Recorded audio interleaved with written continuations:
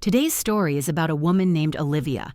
For years, she was her family's personal ATM, working 2 exhausting jobs to fund her brother's gambling addiction. She gave them everything until her body finally gave up. When she collapsed with a life-threatening illness, they didn't help her. They didn't care.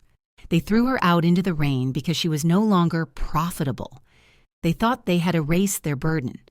What they didn't know was that the day they threw her out was the day they unknowingly signed their own eviction notice. But don't just take my word for it. Now I'm going to tell you Olivia's story in her own words. My name is Olivia, and for 24 years I lived my life as a ghost in my own home. I was visible only when a bill was due, when the mortgage portal sent an automated payment received email, or when the fridge was empty and someone needed to go to the grocery store. I grew up believing that a daughter's love was something you earned through labor and silence.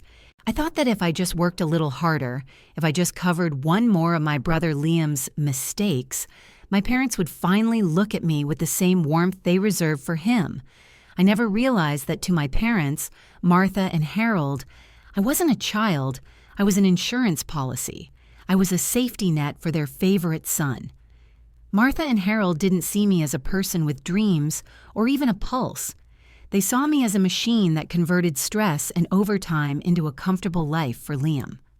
While I was 16, studying for exams by the dim light of a street lamp because Liam had accidentally smashed my desk lamp during a tantrum, they were comforting him.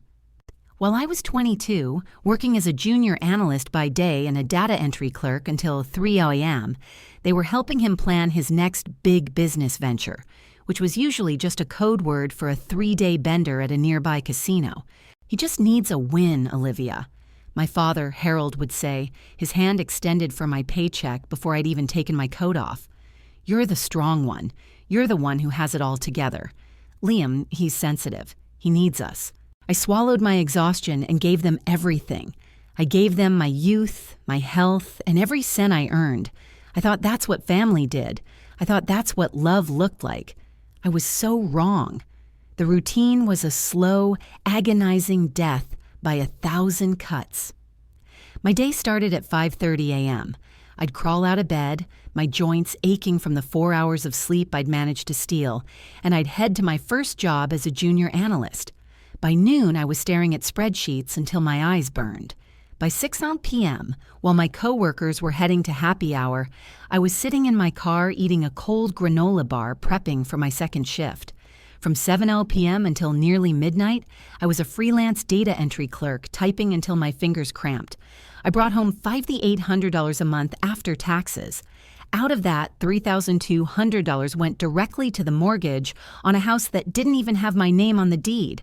Another $1,200 went to household expenses, which was really just a slush fund for Liam's incidents. The dynamic at home was sickening. I'd walk through the door at 1 a.m., exhausted to the bone, and find Martha in the kitchen, humming a tune as she plated a steak dinner she'd kept warm for Liam.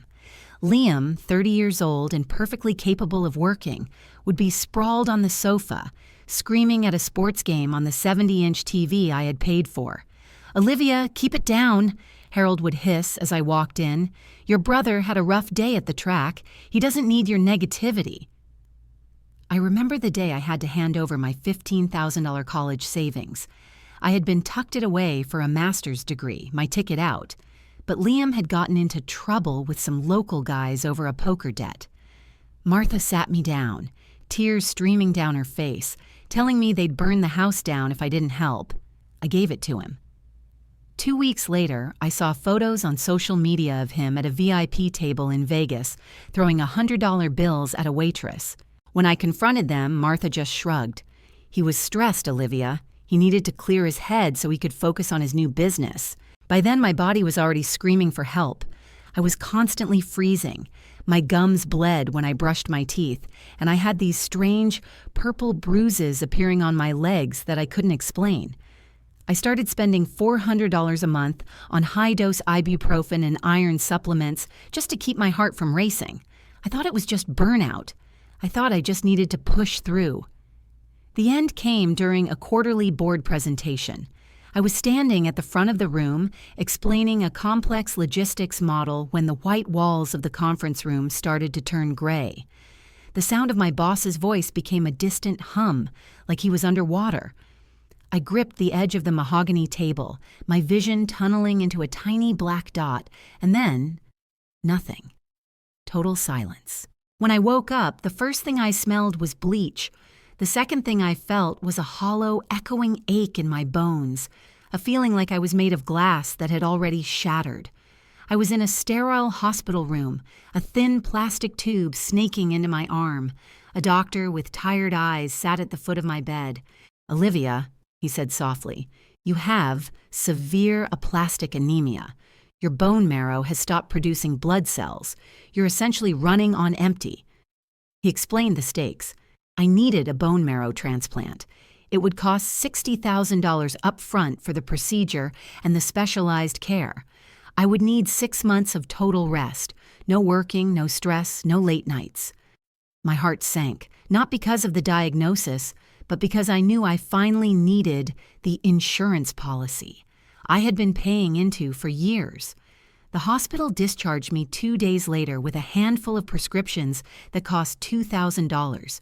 I took a cab home, my legs trembling as I walked up the driveway of the house I had paid for a dozen times over. Inside, the air was thick. Martha, Harold, and Liam were huddled in the living room, their faces grim, not with concern, but with irritation. "The bank called, Olivia," Harold said, not even looking up from his coffee. "The mortgage payment didn't clear this morning. What's going on?" "I was in the hospital, Dad," I whispered, leaning against the doorframe. "I'm sick, really sick." "I need a transplant. I need that $2,000 for my meds today, and I won't be able to work for a while. We need to use the emergency fund I've been building." Liam let out a sharp, jagged laugh. "Emergency fund? Sis, I had to move that money 3 weeks ago. I had a sure thing on the playoffs and, well, the point is, there is no money. And now you're saying you're quitting your jobs? Who's going to pay for my startup costs?" I looked at my mother, Martha. Surely she would understand. "Mom, I could die. I need help." Martha stood up, but she didn't come to comfort me. She walked to the closet and pulled out a single black trash bag. "We talked about this while you were away, Olivia. We've given you a roof for years, but we aren't a charity. If you aren't bringing home a paycheck, you're just a mouth to feed. Liam's investors are coming over tonight to talk strategy, and he needs your room for a home office. It's for the good of the family." "You're kicking me out?" I gasped, my voice breaking. "I have no money. I have no blood cells. It's raining outside." "You're a smart girl," Harold said, finally looking at me with eyes as cold as stones. "Go find a shelter that takes sick people. Don't come back until you have the mortgage money." Martha stuffed a few of my sweaters into the bag and handed it to me. She pushed me toward the front door. The click of the deadbolt echoing behind me was the loudest sound I'd ever heard. I stood on the porch in a freezing November rain, clutching a trash bag, watching the lights of my own home glow warmly through the window while I shivered in the dark. I sat at the Greyhound bus station for 6 hours, watching the rain streak the grime-covered windows. My reflection looked like a stranger, pale, sunken, and discarded. In that moment, something inside me didn't just break, it cauterized. I realized that the old Olivia had died on that porch. That girl was a servant. This new version of me was a survivor. I didn't go to a shelter. I went to a free community clinic where I met Evelyn. She was 70 with sharp blue eyes and a voice like gravel. She saw me clutching my trash bag and my medical papers, and she didn't offer me pity. She offered me a deal. "I have a spare room and a laptop from 2012, she told me, her eyes tracking the bruises on my arms. "I'm losing my mind trying to manage my late husband's estate and legal filings. You fix my mess, and I'll feed you and keep the heat on while you recover." For the next 6 months, Evelyn's spare room became my war room. Between the grueling blood transfusions and the days where I was too weak to lift a spoon, I worked. I used that ancient laptop to launch a remote consulting business, Vanguard Logistics. I had spent years analyzing data for people who didn't appreciate me. Now, I was doing it for myself. I was meticulous. I built algorithms that saved shipping companies millions. By month 4, I had earned enough to pay for my own transplant. By month 8, the burden my parents had discarded was the CEO of a company that was doubling its revenue every quarter. During this climb, I met Ethan. He was an architect working on a project Evelyn had invested in. For the first time in my life, a man didn't look at me and see an ATM or a servant. He saw a titan. When I told him about my past, he didn't pity me. He took my hand and said, "Let's build a world where they can never touch you again." We got married in a quiet garden, and as I walked down the aisle, I realized I hadn't thought about Martha, Harold, or Liam in months. They were a bad debt I had successfully written off, or so I thought. I didn't go looking for them. They paved the way for their own destruction. 2 years into my marriage with Ethan, I received an automated alert from a local debt acquisition firm. My parents' home, the house I had bled for, was headed for the auction block. Liam hadn't just stopped paying the mortgage. He had taken out a $200,000 predatory business loan against the equity and gambled every cent away in a high-stakes underground poker circuit. I didn't stop the foreclosure. I didn't call them to warn them. Instead, I did something much more permanent. I used a shell company to buy the mortgage debt and the deed directly from the bank. I became their landlord without them ever seeing my face. While they were living in a house of cards, I was watching the security feeds. I watched through a private investigator as investors, who were actually just loan sharks, began stripping the house of the furniture and electronics I had paid for. I waited until the day Liam was finally arrested in a massive police raid for illegal bookmaking. With their golden son in a cell and a notice to vacate on the front door, Martha and Harold finally had nowhere left to turn. The morning they arrived at Vanguard HQs, they looked like ghosts of the people who had evicted me. Martha's coat was tattered, and Harold's shoulders were slumped with the weight of a defeat he couldn't gamble his way out of. They sat in my lobby for 3 hours begging for a moment with the mystery CEO who now owned their home. When my assistant finally opened the double oak doors, I sat with my back to them, looking out at the city skyline. "Please," Martha sobbed to my chair.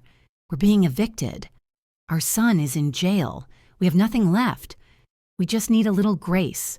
I swiveled the chair around. The blood drained from Martha's face so fast I thought she might faint. The silence was absolute. I didn't say a word. I simply slid a piece of paper across the desk. It was the $60,000 hospital invoice from 10 years ago, the price of the life they were willing to let end. "I'm not a charity, Martha," I said, repeating Harold's words with a clinical, icy calm. "And you're just 2 more mouths to feed." The begging started then, the sweet girl talk and the apologies. But I held up a hand. I told them I had bought a tiny 1-bedroom apartment in a remote town 3 hours away. I would pay the rent and they would have a roof, but they would never have my phone number, my address, or my heart again. I stood up, signaling the end of the meeting. As security escorted them out, I walked to the window and saw Ethan waiting for me in the car, holding our newborn daughter. "I fulfilled my duty as a daughter by giving you a roof. Now I'm fulfilling my duty to myself by saying goodbye forever." Olivia's journey is a powerful reminder that the people who share your blood aren't always the ones who deserve your loyalty. But now I want to hear from you. At what point do you think a family's betrayal becomes unforgivable? And did Olivia do the right thing by walking away? Drop your thoughts in the comments below. Please keep in mind that this story was a fictional dramatization created for societal reform and awareness.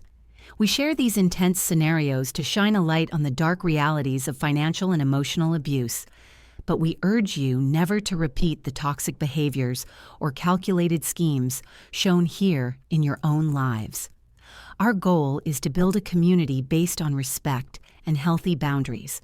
If you found value in this lesson on karma and self-worth, please subscribe and hit the bell icon to join us for our daily stories.